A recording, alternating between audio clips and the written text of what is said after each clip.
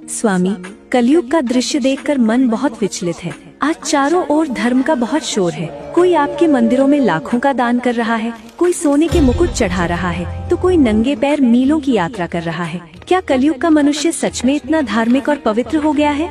गौरी, जिसे तुम धर्म और भक्ति समझ रही हो, वो कलयुग के समाज का सबसे बड़ा पाखंड और सबसे कड़वी सच्चाई है। आज का मनुष्य धार्मिक नहीं हुआ है, वो केवल डरा हुआ और लालची हो गया है। मंदिरों में जो भारी भीड़ तुम देख रही हो, वो मेरे निस्वार्थ भक्तों की नहीं, बल्कि व्यापारियों की भीड़ है। व्यापारियों की? परंतु स्वामी, वो तो आपके चरणों में अपना धन, समय और परिश्रम अर्पण कर रहे हैं। इसे व्यापार कैसे कहा जा सकता है? क्योंकि गौरी, उनके हर दान और हर प्रार्थना के पीछे एक स्वार्थ और शर्त छिपी है। वे मुझे 100 रुपए का प्रसाद इसलिए नहीं चढ़ाते कि वो मुझसे प्रेम करते हैं, बल्कि इसलिए चढ़ाते हैं ताकि बदले में मैं उन्हें 1000 रुपए का लाभ दे सकूं। वे मन्नत के नाम पर ईश्वर को रिश्वत देते हैं कि हे ईश्वर, मेरा ये काम कर दो तो मैं तुम्हारे मंदिर आऊंगा, प्रसाद चढ़ाऊंगा। गौरी, जहां अगर और तो आ जाए, वहां भक्ति कैसी? वो तो सीधा सीधा व्यापार है। अद्भुत छल है ये।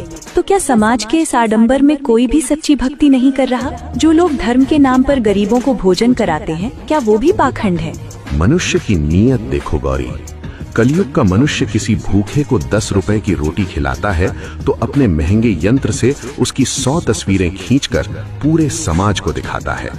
ये दान ईश्वर को प्रसन्न करने के लिए नहीं, बल्कि समाज में अपने अहंकार को चमकाने के लिए है। और समाज की सबसे छुपी हुई कड़वी सच्चाई क्या है पता है गौरी? जो मनुष्य अपने घर में बैठे बूढ़े और जीवित माता पिता को एक गिलास जल प्रेम से नहीं पिलाता, उनसे बात तक नहीं करता, वही मनुष्य मंदिरों में जाकर पत्थर की मूर्तियों पर बाल्टी भर भर कर दूध और गंगा जल बहा रहा है। उसे लगता है कि जीवित का अपमान करके वो पत्थर को पूजेगा और मैं प्रसन्न हो जाऊंगा। सत्य ही अंधकार में है स्वामी। तो फिर कलयुग के इस पाखंडी समाज के लिए आपका अंतिम संदेश क्या है? सुन कलयुग के मनुष्य, ईश्वर से प्रेम करना सीख, ईश्वर से डरना नहीं। तुम्हारे पापों का प्रायश्चित रविवार को गंगा में नहाने से नहीं, बल्कि तुम्हारे कर्मों के सुधार से होगा। याद रखना, जब तक तुम्हारे मन में स्वार्थ और लालच है, तब तक तुम्हारी कोई भी वीआईपी पूजा मुझ तक नहीं पहुंचेगी। पाखंड छोड़ और पहले एक अच्छा इंसान बन। सत्य कहा स्वामी, ये पाखंड टूटना ही चाहिए। हर हर महादेव।